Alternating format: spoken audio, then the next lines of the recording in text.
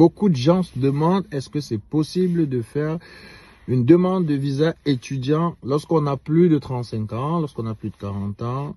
Et la réponse est oui. Sauf que beaucoup n'y croient pas. Du coup, pas mal de personnes me contactent, essayent de se renseigner davantage. Je me suis dit, ok, ce serait intéressant de faire cette vidéo pour expliquer pourquoi toi qui as 35 ans, 40 ans, 45 ans, tu peux te retrouver justement en France juste après quelques mois. Alors, pour ceux qui ne me connaissent pas, moi c'est Anicet Nemani, j'interviens dans le cadre de School Ailleurs. Et School Ailleurs, c'est cette structure qui accompagne justement les étudiants dans leur démarche pour l'obtention des visas étudiants. Si jamais tu ne connais pas School Ailleurs, c'est pas grave, tu vas taper sur les réseaux sociaux, tu vas taper sur Google.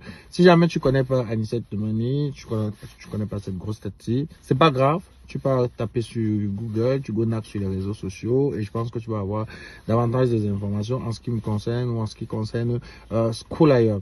Alors, le but de cette vidéo, c'est justement expliquer de façon rapide toute la procédure jusqu'à l'obtention du visa, mais aussi expliquer clairement pourquoi toi qui as 35 ans, 40, 45 ans, tu es concerné et que montrer effectivement que ça ne concerne pas que des personnes qui viennent d'avoir leur baccalauréat ou leur licence, mais plus ça concerne tout le monde, que tu aies eu ton baccalauréat il y a 10 ans, 15 ans, que tu aies eu ta licence il y a 20 ans, tu es concerné par cette procédure. Alors, comment se passe la procédure? De façon rapide, je ne vais pas rentrer dans les détails, je vais rester vraiment dans les grandes lignes.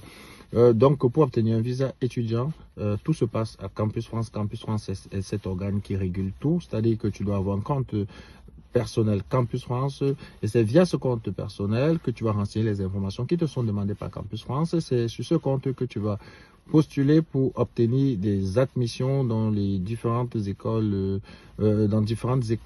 en France, et c'est surtout via Campus France. Une fois que ce compte-là va être alimenté comme ça se doit, tu devras passer un entretien et cet entretien, c'est l'entretien crucial. Et je dis toujours, et je précise que c'est cet entretien qui donne le visa. Parce qu'à l'issue de cet entretien, si tu as une appréciation défavorable, tu n'auras pas le visa. Tandis que lorsque tu as une appréciation favorable, si tu constitues le dossier comme il le faut, tu as ton visa. Et cette appréciation est donnée par l'agent Campus France avec qui tu passeras l'entretien. Sauf que cette appréciation est gardée secrète. Donc, personne ne connaît cette appréciation, sauf quand un avocat intervient lorsqu'il y a refus de visa. Ce qu'il faut dire, c'est que, comme j'ai dit tout à l'heure, effectivement, pour obtenir des admissions dans des écoles, il faut postuler via Campus France, mais il y a aussi des écoles qui ne sont pas connectées à Campus France, qu'on appelle des écoles hors Campus France. Si tu veux obtenir des admissions des écoles hors Campus France, tu ne passes pas par Campus France, tu fais la procédure toi-même en contactant l'école, en y passant un concours si jamais il y a un concours, ou alors un entretien s'il y a un entretien. Et lorsque tu as l'admission, à ce moment, il faut tout de même passer à nouveau par Campus France et faire l'entretien si ça n'a pas encore été le cas. Mais lorsque tu as fini avec Campus France, tu as fait tout ce qu'il fallait, ça veut dire que tu as renseigné ton compte comme il fallait, tu as trouvé une admission, tu as déjà passé l'entretien. Campus France te donne ce qu'on appelle l'API et c'est avec cette API que tu constitues le dossier, c'est-à-dire que tu complètes en plus de l'admission de l'école, de l'API de Campus France, tu vas y ajouter une caution ou une prise en charge, un hébergement et tu vas aller déposer ton dossier pour une demande de visa. Alors, ceci ne concerne pas que les étudiants, les jeunes entre 18 et 24 ans ou 18 et 26, 28 ans, ça concerne tout le monde. Pourquoi? Parce que qu'est-ce qui est regardé pour donner le visa? Beaucoup de gens croient que on regarde l'âge. Beaucoup de gens croient que pour donner le visa, on regarde la distance entre ton école et je ne sais pas moi où tu habites. Voilà, c'est des facteurs qui peuvent compter, mais ils sont tellement légers. C'est pas les facteurs les plus importants. C'est pas les éléments les plus importants. C'est pas les éléments qui sont les plus regardés. Pareil, beaucoup de gens pensent que non. Lorsque tu as obtenu une admission, c'est bon. Beaucoup de gens pensent que lorsque tu as un garant qui touche beaucoup d'argent, c'est bon, tu as le visa. Ou alors lorsque tu as une admission, quel que soit le domaine dans lequel tu as obtenu l'admission, c'est bon. Non. Mais comment ça marche? Il faut qu'il y ait une cohérence. Et ça, c'est la dernière chose à laquelle le max de personnes pensent. Il faut qu'il y ait une cohérence entre ton cursus scolaire et ce que tu comptes venir étudier en France. Donc, ça veut dire que celui qui a fait le marketing et qui a une licence en marketing, qui travaille dans le marketing et qui va trouver une admission en Master 1 dans l'informatique, il aura défavorable à Campus France et il n'aura jamais de visa.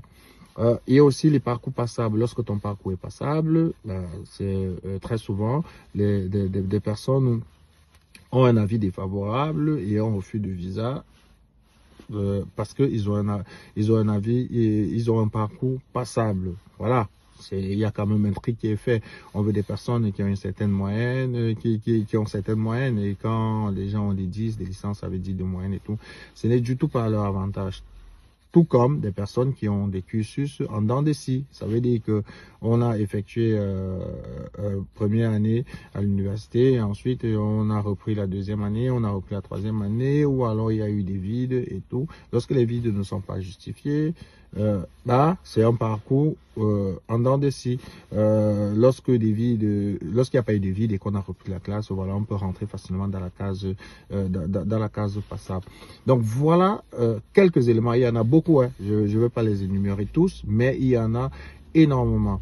Et lorsque tu as eu ton bac, il y a 10 ans, il y a 15 ans, et qu'après l'obtention de ton bac, tu es allé, tu as fait niveau 1, niveau 2, niveau 3, que tu as eu des notes assez intéressantes, tu as eu au moins 11, 12, et que après ta licence, tu as commencé à travailler, tu travailles, ça fait 10 ans, et il n'y a aucun problème à faire toute la procédure et a dit je viens faire mon master 1 parce que aujourd'hui en entreprise j'ai des challenges qui me poussent à aller faire une formation complémentaire pour pouvoir relever ces challenges, et après cette formation je reviendrai reprendre mon poste. Et tu ne vas jamais revenir reprendre ton poste, tu ignores quoi. Et donc qui m'appelle là, et je reviendrai reprendre mon poste alors que tu vas jamais revenir prendre ton poste. Comme quoi, quel que soit ton âge, si tu as un dossier qui est solide, cohérent, pertinent, tu as ton visa. Et pour ceux qui doutent, justement, il y a le numéro qui va s'afficher.